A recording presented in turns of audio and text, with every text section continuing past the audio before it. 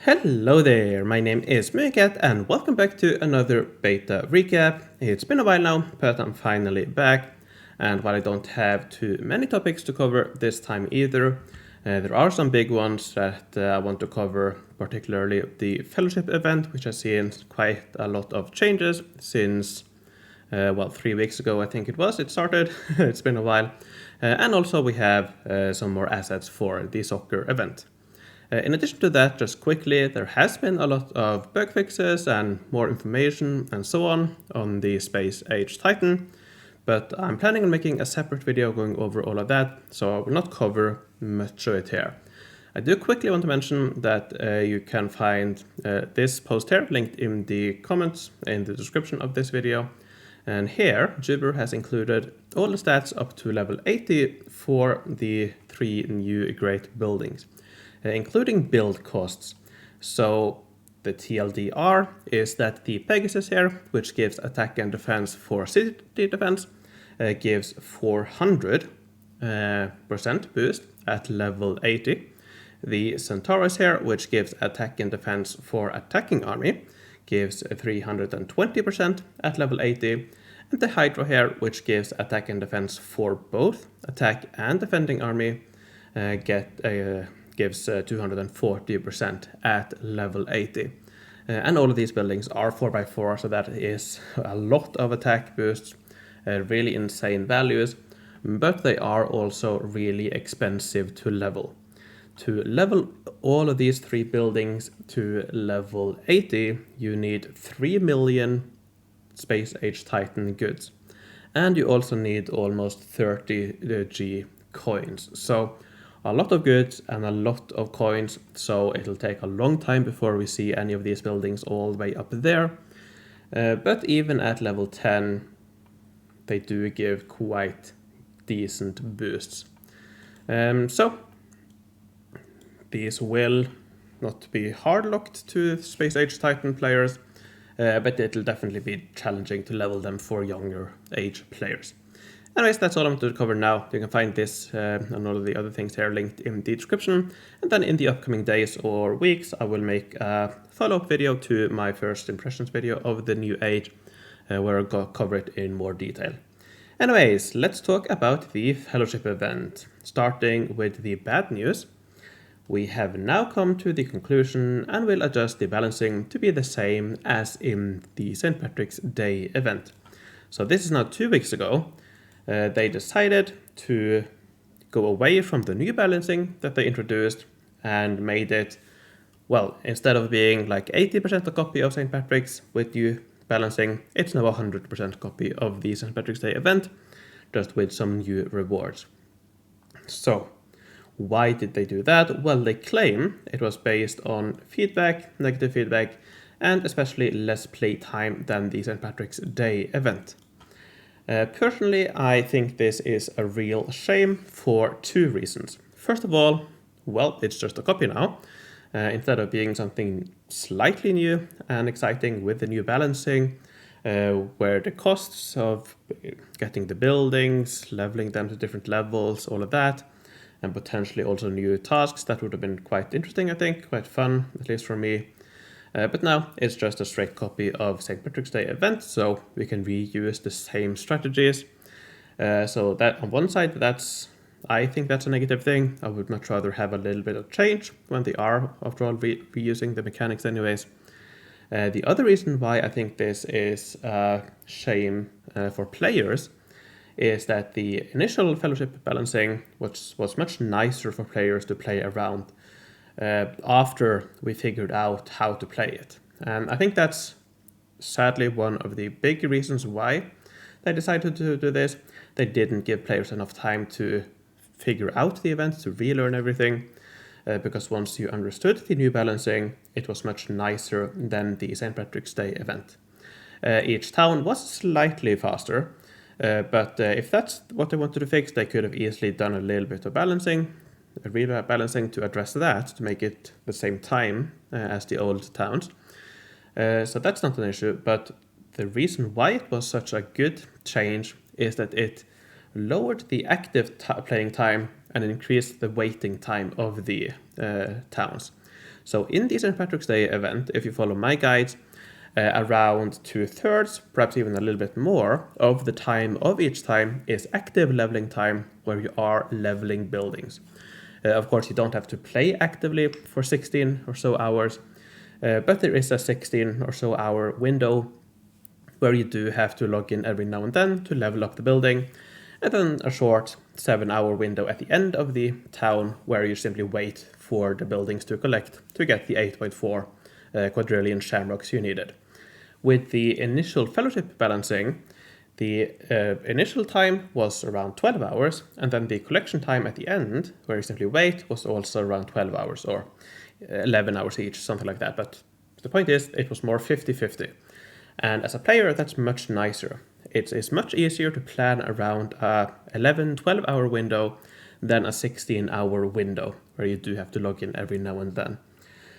So yeah, I'm sad to see the balancing be reverted. I think the new balancing, even though it appeared to be broken, I don't think it truly was broken. And as a player, it was much nicer. And also, it's boring to have the same thing over and over again. But yeah, I suppose for me, it did make will make making the guides easier.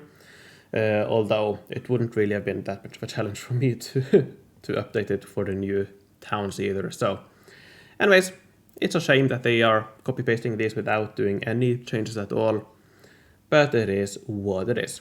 Alright, let's move on to some changes earlier. Last week, I'm recording this on Monday.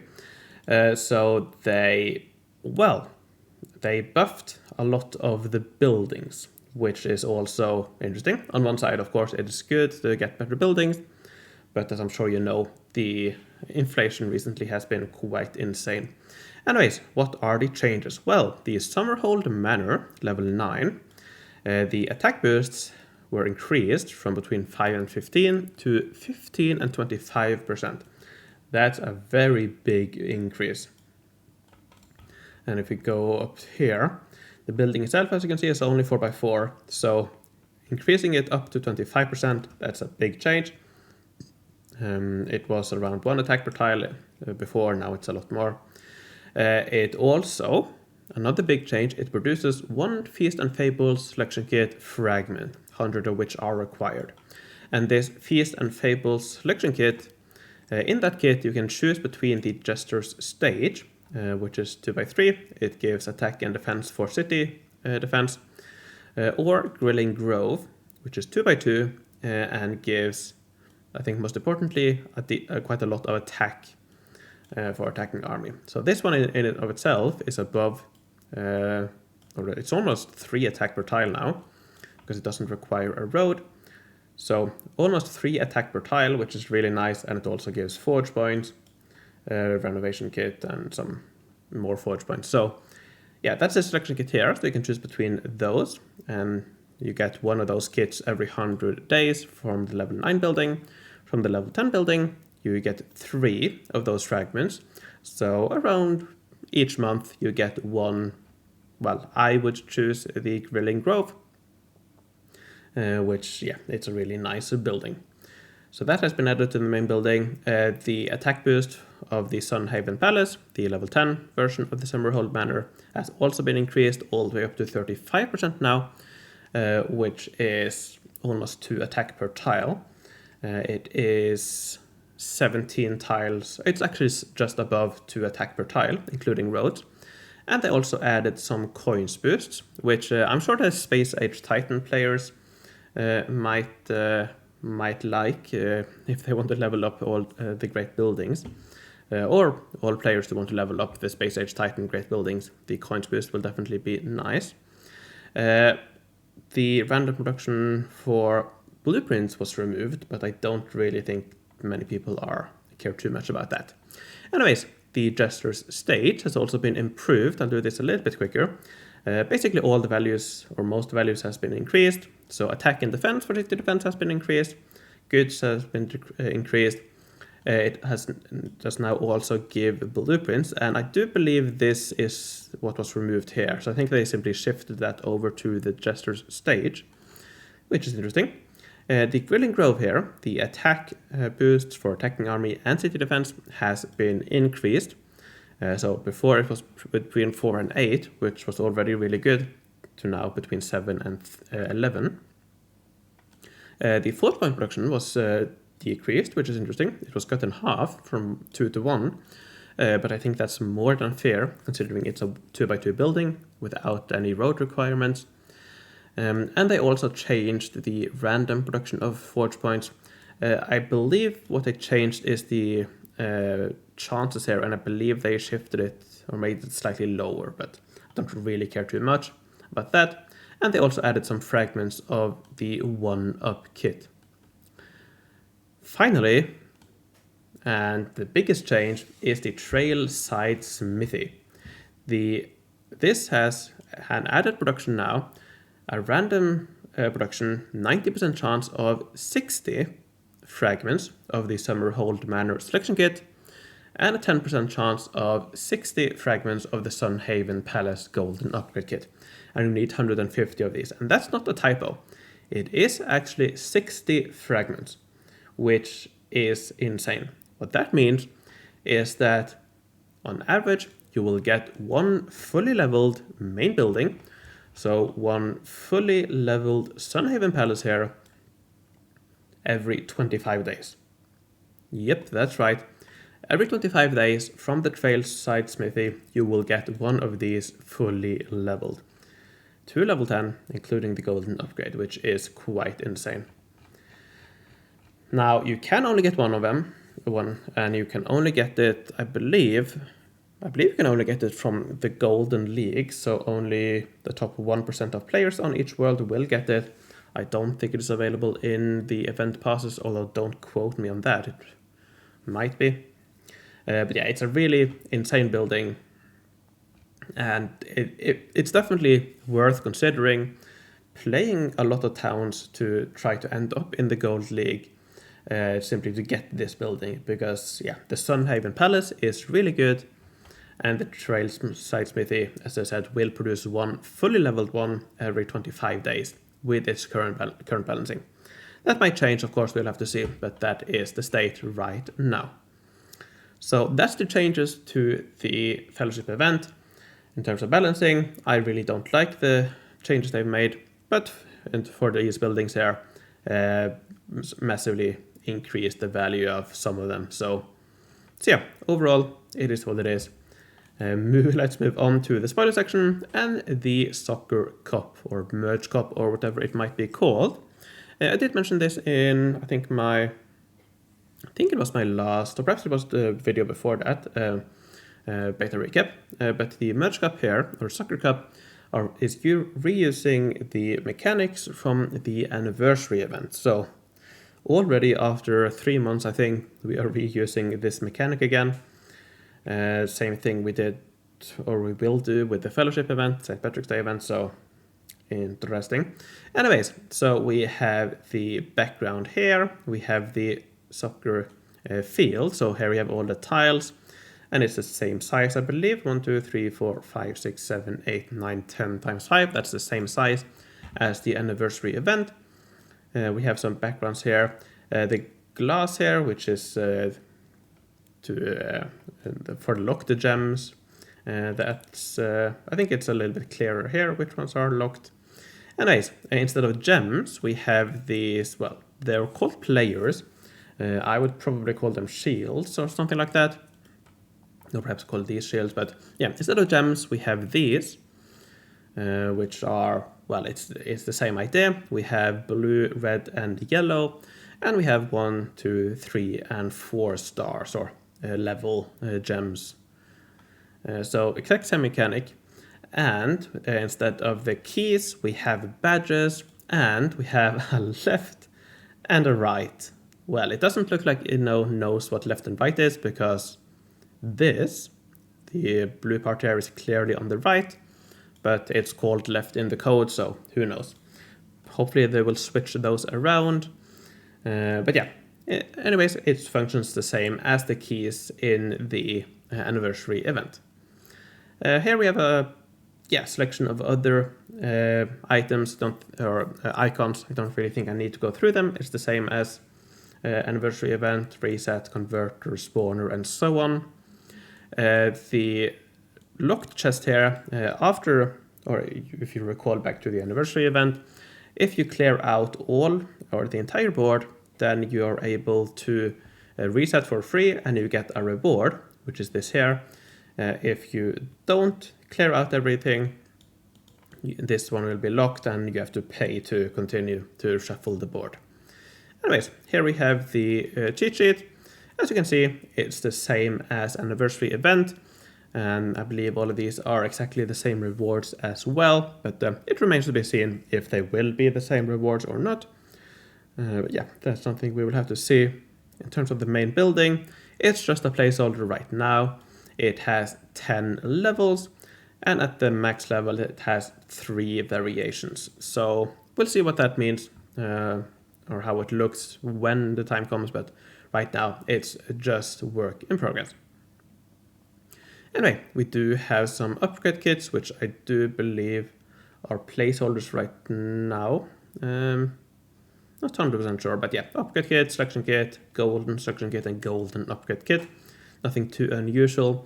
We do have 3 secondary buildings, which we do have the assets for right now. So probably this and this will probably be available somehow either as daily specials or perhaps in the event pass and so on.